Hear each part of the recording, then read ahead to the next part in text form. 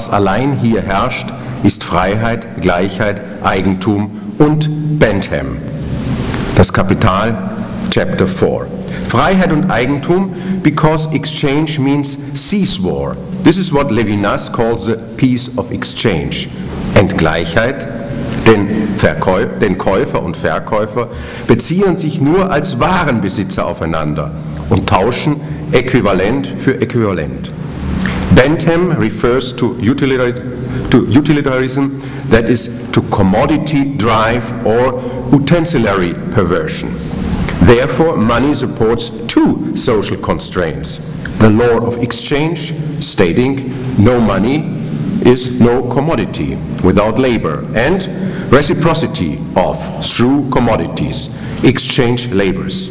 Reciprocity implies reducing the qualitative differences of concrete works to a pure imaginary concept that Marx names abstract labor or general labor. The equalization of work owing to this fictitious begriff allows them to be quantified according to their duration. Value is a name of the general labor immanent to each commodity, and money is a quantitative signifier of this immanence. Then money is the accounting knowledge, the pure truth, Lacan, responding to a fair socialization of labor through exchange. Hence its development at Renaissance time when merchant capitalism expands. But giving its imaginary object, it is an impossible measure which therefore can only make its way through crisis. The more so that quantity is an equivocal signifier. It doesn't only express general labor, it is as well a numerical sign of the social utility of commodities supplied on the markets. Heads and tails of money are in charge of the two above-mentioned social constraints. Superego fixtures, kings, queens, heroes on head side, one, no money, labor. Quantitative figures on tail side measure general labor and social reception. As such, money is general equivalent. In other words, it has a power to give access to a totality, the whole of commodities world. This power is immanent to the money as good, gold, silver, being a labor product itself, and to the money as a legal political title, being empowered by its state issue. The Marxian fetishism of money is precisely the immanent power, either as labor product or as state title, of the signifier, that is, upon the unlimited totality of commodities. Heads and tails theory and Marxian fetishism of money define its first soul as superegotic and quantitative. Third, money as memorial, Denkmal, and given up, Lustgewinn. If money is a general equivalent of goods, my second point, and if goods are Verwerfung of the castration by putting love, Lacan, or fantasy, Klossowski, aside, my first point, then money is general equivalent of what Lacan calls un plus de jouir en toc, a junk or fake surplus enjoyment, eine nachgemachter Lustgewinn in German. Therefore, money must ever turn surplus of money, surplus value, Mehrwert. Marx puts that way the contradiction underlying money surplus drive. As quantity, that is a given amount of value, money is always limited. As quality, that is as general equivalent, money opens access to the unlimited world of goods. Transposed in our terms, it's like a given quantity of money means always a given quantity of tricksters, devoting to puncturing. Therefore, more money is ever needed to overcome this collapse. There is Lacan's critical comment about Marx's Mehrwert theory. Marx denounces Mehrwert as being a despoliation of enjoyment, points Lacan, and he objects, this surplus value is a memorial surplus enjoyment. This, of course, reminds us what Freud says in 1927 in his study on fetishismus. Thanks to the fetish, I quote, der Abscheu vor der Kastration sich in der Schaffung dieses Ersatzes ein Denkmal gesetzt hat. Freud stresses the divide, die zwiespältige Einstellung, involved in the memorial function, both retaining what is missing and testifying it is gone. When Lacan says that Marxian Mehrwert is a memorial of surplus enjoyment, he means that surplus value, therefore money, is a fetish of an enjoyment linked to eros and herewith involving a castration threat. This is the second soul of money, general equivalent of fake surplus enjoyment, hence fetish of eros. It is worth to note here that the second soul includes the first.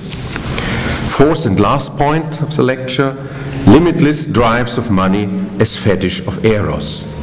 Money determines two limitless drives, accumulation and speculation.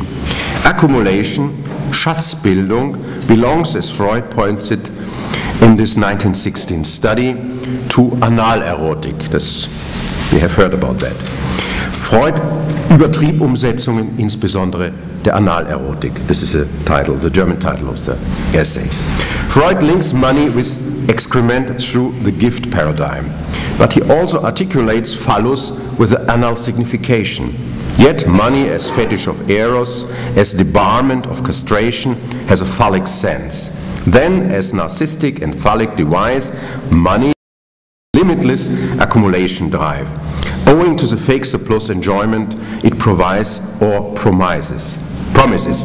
Speculation, I mean financial speculation, strives, like money accumulation, to overstep the fake surplus enjoyment included in every finite quantity of money.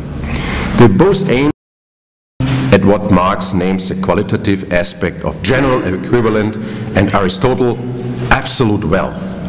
There lies the speculative side of money accumulation and speculation, the aim of an absolute which is beyond the fetish of eros and that the fetish itself keeps out of reach. Freud ends his studies on fetishismus by recalling a Chinese cultural feature, consisting both in mutilation and adoration of the feminine food. I quote, den weiblichen Fuß zuerst zu verstümmeln und den Verstümmelten dann wie einen Fetisch zu verehren. Just before, Freud writes, die Zärtlichkeit und die Feindseligkeit in der Behandlung des Fetisch, die der Verleugnung und der Anerkennung der Kastration gleichlaufen, vermengen sich bei verschiedenen Fällen in ungleichem Maße. This could help us understand why financial speculation is, on one hand, adoration of money, as fetish of eros, and consequently striving for out-of-norm monetary gains, and is, on the other hand, mutilation of money by risking out-of-norm losses. That drive resulting from the dissatisfaction inherent in money is of course active on the risky side of Wall Street. Then bonuses and the recurrent devastating ruin of financial crisis are nothing else than the Anerkennung of the fetish character, namely the second soul of money. So this was a lecture. I realized that there is a difference between the abstract and the paper, because the paper, the abstract referred to the philosophy of Emmanuel Levinas, who was mentioned only in the paper. In contrast to that, this was a second rereading of Lacanian interpretation of Marx and Freud, but nevertheless very, very interesting and stimulating. And one point we could discuss is to what extent the concept of fetish in Freud and in Marx is identical or not. Both speak about a fetish with regard to money. Here the comparison between the Chinese woman who is castrated their food, and we have a mode of adoration this castrated food.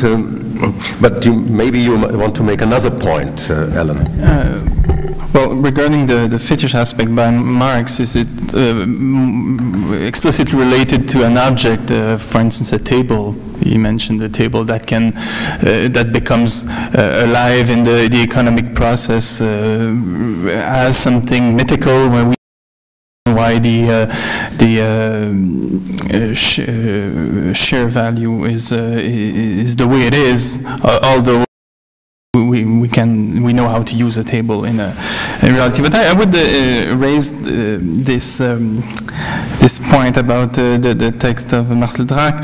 It's the relation between Denkmal and what we can see in money as a promise. Mm-hmm. And not only as a past.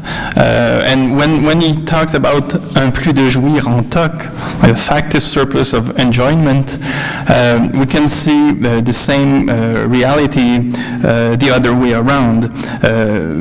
When once again to Simmel, but it's related to that point. When Simmel talks about money as a promise or as a faculty, he raised the point that money is our oldest computer, as I put it earlier. It allows in a very mysterious way the compatibility, the comparability, and the accountability of all facts of values, and also on a very large scale the evaluation in time of what one can get access to with money in a simultaneity. Diachrony. So with money, with a lot of money, we have access to a huge amount of wealth, of values, of fact of values in a very broad. And this is how the pathology of the arrives, and we really can think not directly on Simmel, but we can think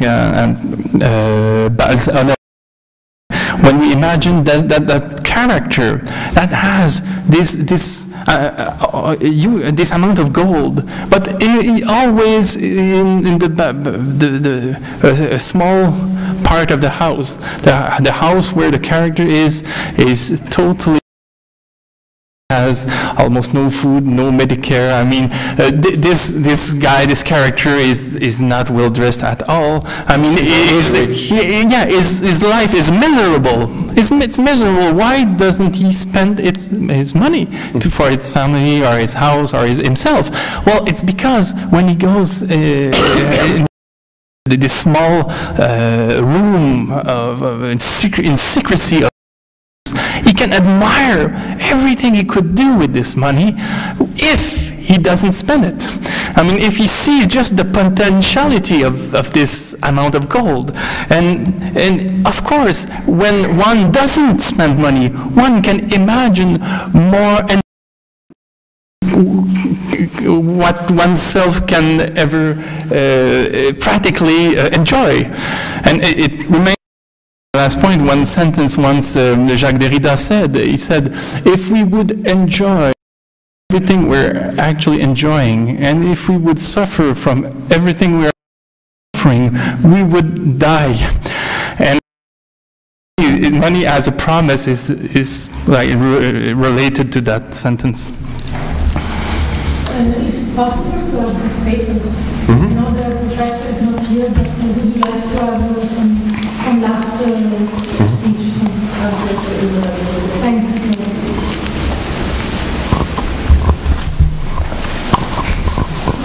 Kommt noch eine Frage, oder?